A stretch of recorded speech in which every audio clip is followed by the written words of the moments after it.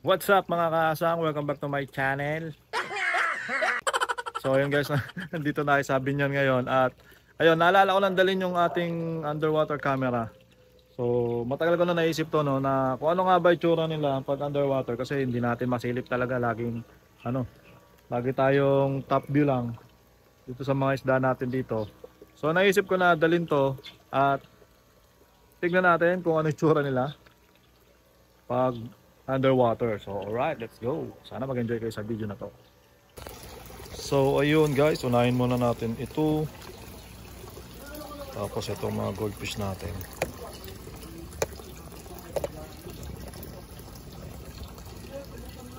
So may pindutan.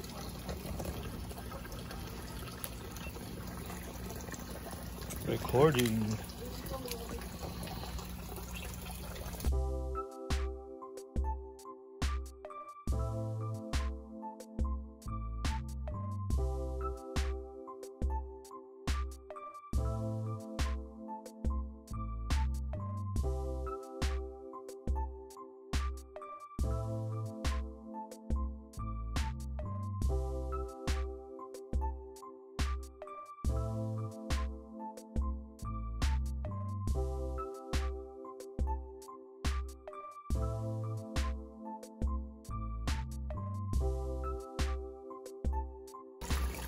Dito natin subukan sa goldfish habang di pa takot.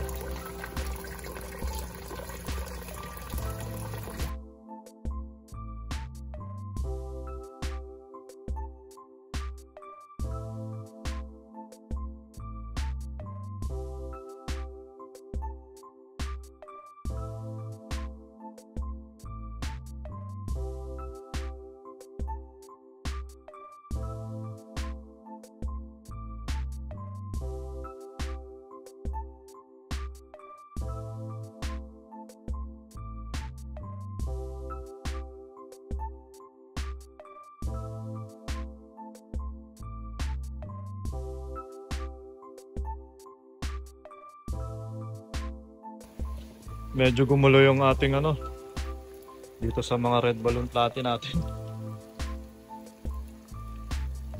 Nagulo nung pumunta kasi tayo sa loob. Yung crayfish natin medyo malabo yung tubig, pero try na rin natin.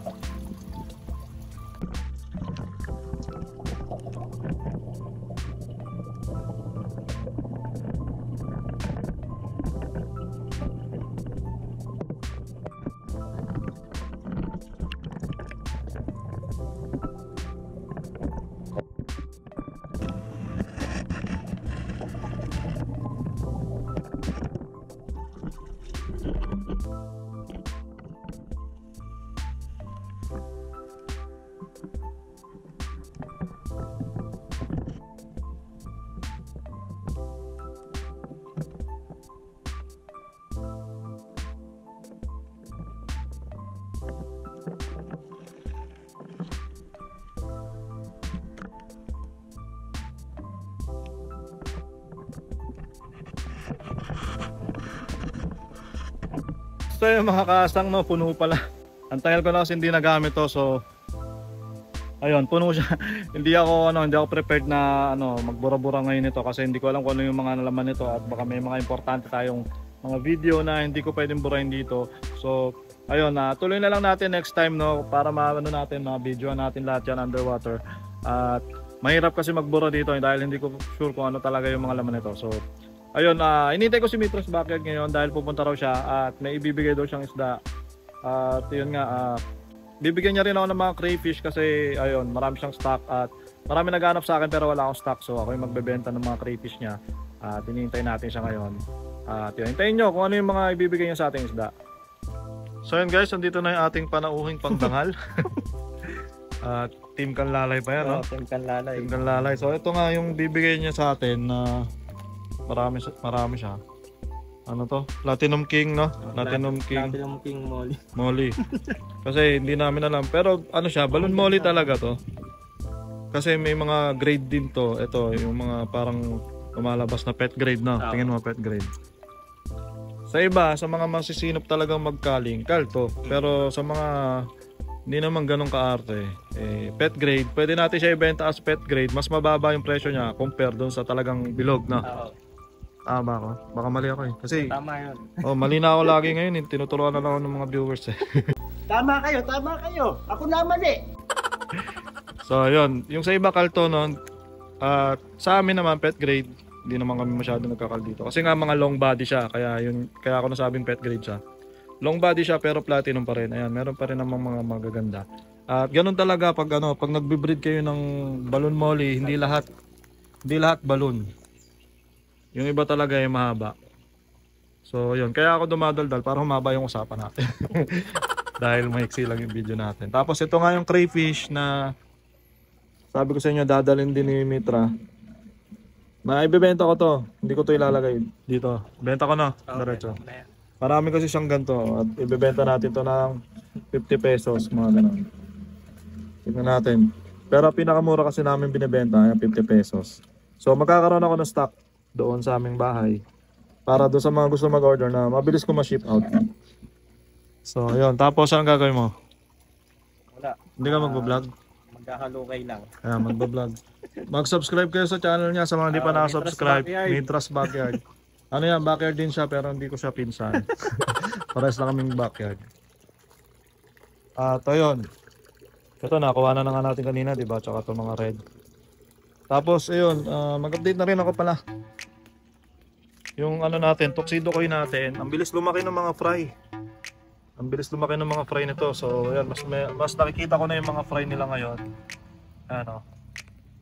Laki na agad. So antayin natin dumami yung mga tuxedo koy natin. Meron pa rin tayong dalawang pares na nag-aabulan parehas. Ayan, 2 pairs. Galing kay PRRM yan. Yung binigay niya sa atin dating 2 pairs, na-breed ko yun. Tapos ayan, yung mga sinelect ko, ayan, binibreed natin ulit. Tapos wala pa akong masyado i-update ngayon. Yung ano naman natin, albino koy natin. Ito, may isang male ako dito. Tapos mga female yan, 4 yata yung female. Wala pa ako nakikitang fry. So pinaparami ko pa yan. At sa mga nagtatanong sa akin, wala pa ako ina-out ng mga koi guppies. Paparamihin muna natin yan.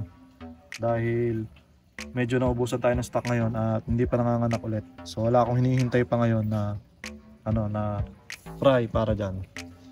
So ayun lang guys, no. Maraming salamat sa mga nanood. Tapusin muna natin ang video na to. So mga hindi pa na-subscribe sa akin channel, click nyo lang ang subscribe button at ang notification bell para ma-notify kayo pag nag-upload ako ng mga bago kong videos. At yung mga hindi pa nakaka-follow sa akin sa Facebook, yun, mas natin ngayon yun. Nag-upload din ako sa Facebook, Hendrix Backyard TV. Tapos ayun, anong ginagawa mo dyan? Parang trip mo yung natin mga namatay na mga namatay na mga pulse nail natin, lalaki. May ganyan ka pa ba? Naubos kasi yung ganyan ko eh. Meron ako. Ayun, patay na rin yun sa'yo. Iniwan ko dito eh. Wala na. Full slave. Oo, naubos din, wala na, napamigay ko na yung iba. So ayun, hanggang dito na lang sa video na to. Maraming salamat sa mga nanood. Peace out. Peace out.